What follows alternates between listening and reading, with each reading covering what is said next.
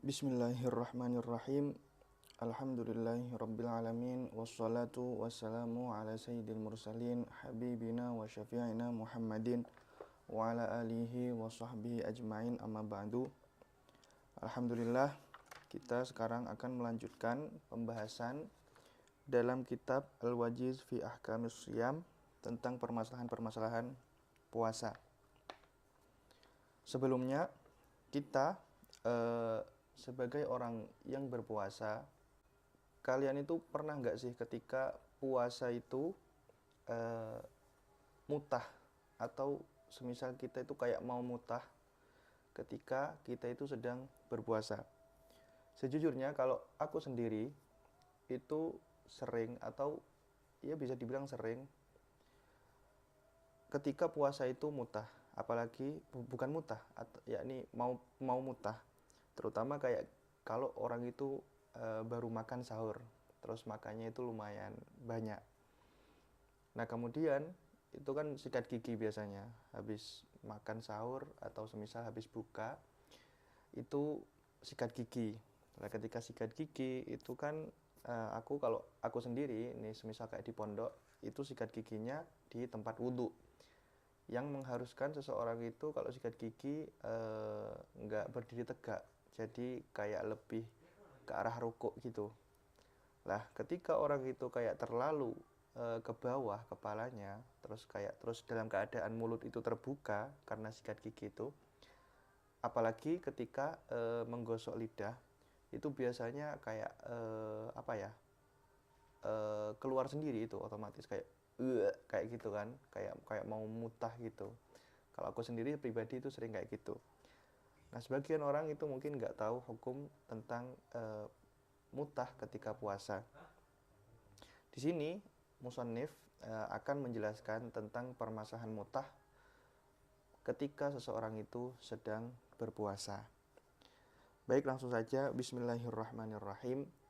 Al-qai'u lis-shaim. Hukum muntah bagi orang yang sedang berpuasa. An Abi Hurairah radhiyallahu anhu marfu'an, diriwayatkan dari Abi Hurairah radhiyallahu anhu, hadis ini berstatus marfu' atau disandarkan kepada Nabi Muhammad sallallahu alaihi wasallam, bahwasanya man dzara'ahul gai', barang siapa, yakni ayyughala bahul gai', yaitu tidak tertahan darinya itu mutah, dalam artian itu nggak bisa ditahan tanpa sengaja, wa huwa shaimun, dalam keadaan dia itu sedang berpuasa, falaisa alaihi qada', maka tidak wajib baginya itu untuk mengqadha. Wa in istaqa'a falyaqdi, dan apabila dia itu sengaja untuk membuat dirinya itu mutah, maka dia wajib untuk mengqadha.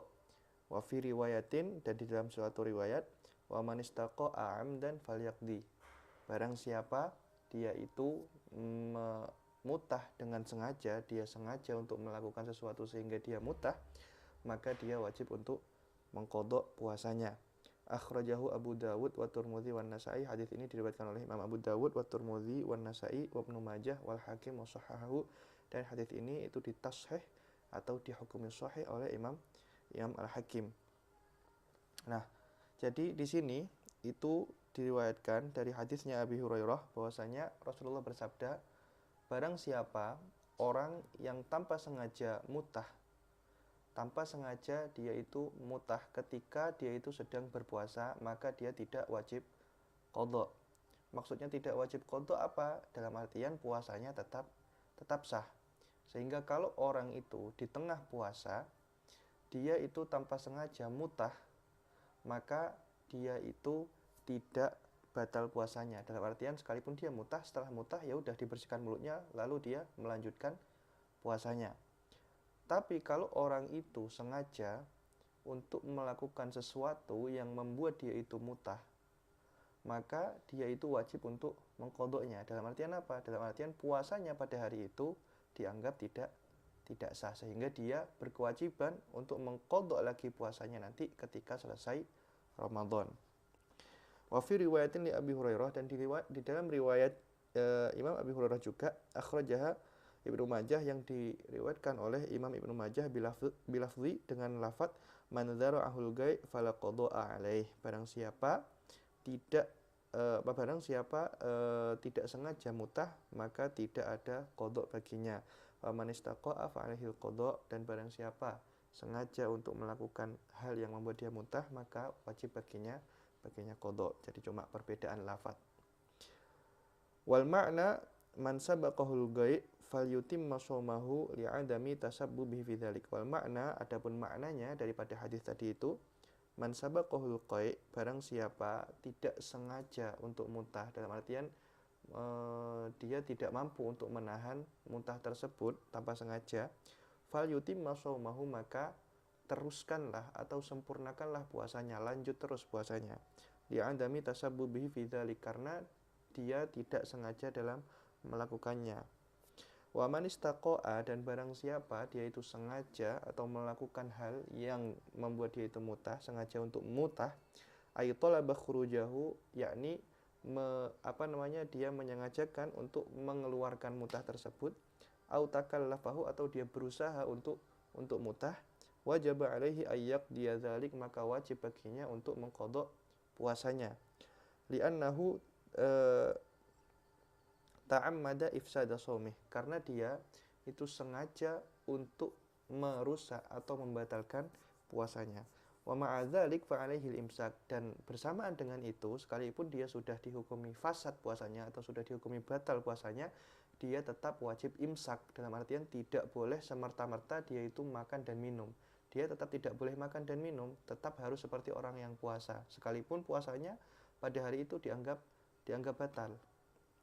Wujuban, hal tersebut itu wajib, secara wajib, kakul luman aftoro, seperti halnya setiap orang yang batal puasanya amidan, secara sengaja, au nasyaniyah, atau orang tersebut lupa untuk berniat di malam harinya, au lam ya'lam thubutal hilal lailan, atau seorang tersebut tidak mengetahui akan masuknya bulan Ramadan pada malam hari, fakulluha ula, maka semua orang tersebut itu alaihim al-imsak, wajib bagi mereka itu untuk al-imsak, yaitu menahan diri dari makan dan minum, dalam artian ya tetap berpuasa sekalipun puasanya dia itu tidak sah, dalam artian tetap wajib qadha, tapi pada hari itu dia tetap wajib puasa. Jadi intinya orang yang mutah dengan tanpa sengaja, dia itu tidak wajib qadha. Ini pertama. Kemudian kalau dia itu sengaja melakukan muntahnya, dalam artian dia sengaja melakukan sesuatu yang membuat dia itu mutah, maka dia itu batal puasanya dan wajib untuk mengqadhanya.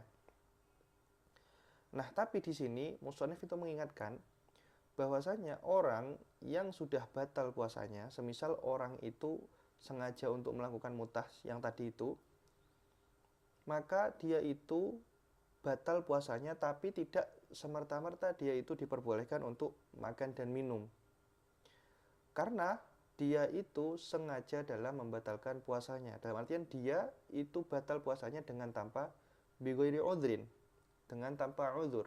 Sehingga orang yang batal puasanya dengan tanpa uzur itu diwajibkan untuk imsak, dalam artian menahan makan dan minum seperti halnya orang yang puasa sampai maghrib, ya dalam artian ya tetap puasa seperti biasa sekalipun puasanya itu dihukumi tidak sah dan wajib qadha nantinya. Tapi ya itu, kenapa? Ya karena untuk menghormati orang yang sedang puasa. Jadi orang yang batal puasanya dengan tanpa uzur, bukan karena marid, bukan karena sakit, bukan karena musafir, perjalanan yang jauh, atau hal-hal yang dimasmuh oleh syariat untuk meninggalkan puasa, maka dia itu tidak semerta-merta boleh untuk makan dan minum ketika hari tersebut, sekalipun ya puasanya itu batal, karena dia meninggalkan puasa atau membatalkan puasanya itu dengan tanpa uzur. Sehingga orang yang sengaja membatalkan puasa,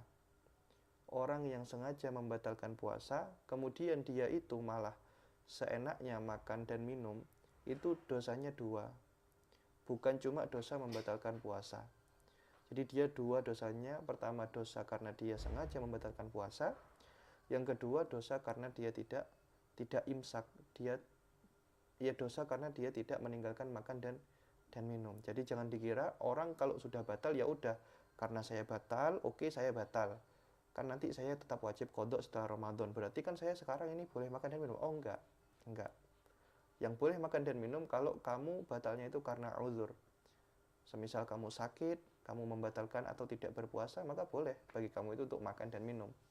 Atau semisal kamu itu musafir perjalanan jauh yang memenuhi syarat untuk masmuh, untuk untuk diperbolehkan tidak puasa, boleh, baru bagi kamu itu boleh untuk tidak makan, untuk makan dan minum ketika hari itu. Tapi kalau kamu itu batalnya bukan karena uzur, lebih-lebih karena kamu itu sengaja untuk membatalkannya, maka hal tersebut tidak memperbolehkan diri kamu untuk makan dan minum di hari itu, sekalipun kamu itu tetap wajib untuk mengqadhanya nanti di setelah Ramadan. Jadi itu ya, hati-hati. Kebanyakan orang salah paham, dikiranya kalau ya udah karena dia batal sehingga dia itu ya seenaknya saja, ya udah saya makan dan minum, toh nanti saya itu akan mengqadhanya di luar Ramadan, toh nanti saya itu bakal menggantinya, sekarang ya sudah jelas puasa saya itu batal, sehingga dia itu seenaknya makan, seenaknya minum. Enggak boleh kayak gitu. Jadi dia berkewajiban untuk imsak karena dia meninggalkannya dengan tanpa uzur. Kok dia itu sudah membatalkannya secara sengaja tanpa uzur, kemudian dia tetap makan dan minum, maka dia dosanya dua. Dosa karena tidak karena membatalkan puasa secara sengaja, yang kedua dosa karena dia itu tidak imsak atau tidak menahan daripada makan dan minum. Jadi seperti itu. Nah, kemudian hukum muntah. Ketika muntah itu sebenarnya gimana ketika seseorang itu menelan muntah. Jadi muntah sendiri, keluarnya muntah daripada perut kita keluar itu sudah membatalkan puasa bihaddi dzatih, yaitu zatiyahnya keluarnya muntah itu sudah membatalkan puasa kalau dengan tanpa uzur atau dengan kita sengaja mengeluarkannya.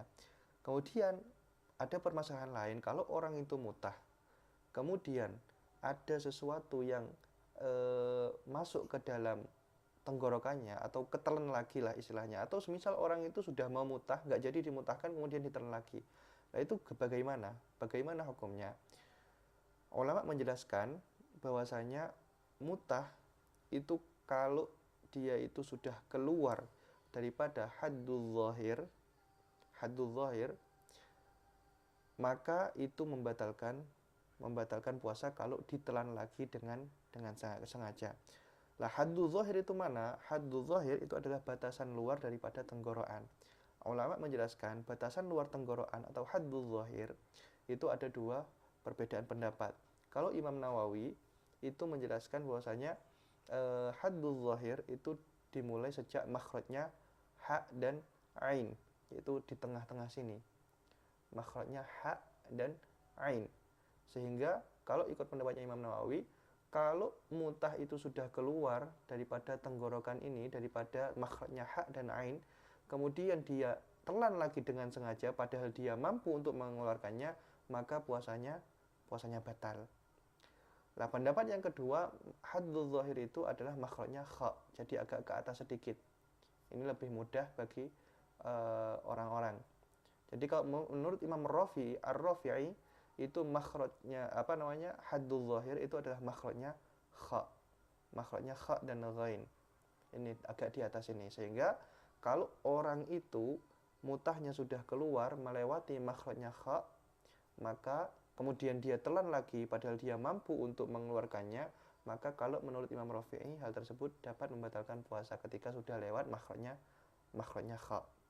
Tapi yang mu'tamad, kalau kata guru kami, yang mu'tamad itu pendapatnya Imam Nawawi, dalam artian yang mu'tamad itu haddul zahir dimulai dari makhrajnya ha ini, di tengah sini, ha dan ain ini. Jadi seperti itu. Tapi kalau ternyata mutahnya itu nggak sampai makhrajnya ha dan ain ini, dalam artian masih haddul batin itu makhrajnya ha dan hamzah, yaitu di sini yang di di dalam sini. Maka sekalipun dia itu dengan sengaja menelannya, itu tidak batal kalau belum masuk ke haddul zahir. Jadi kalau haddul zahir itu membatalkan kalau ternyata dia itu sebenarnya mampu untuk mengeluarkannya tapi tidak dikeluarkan. Sudah keluar ini, sudah melewati haddul zahir, sudah ada di mulut semisal, tapi ternyata dia sengaja untuk menelannya lagi padahal dia mampu untuk mengeluarkannya, maka hal tersebut itu dapat membatalkan puasa.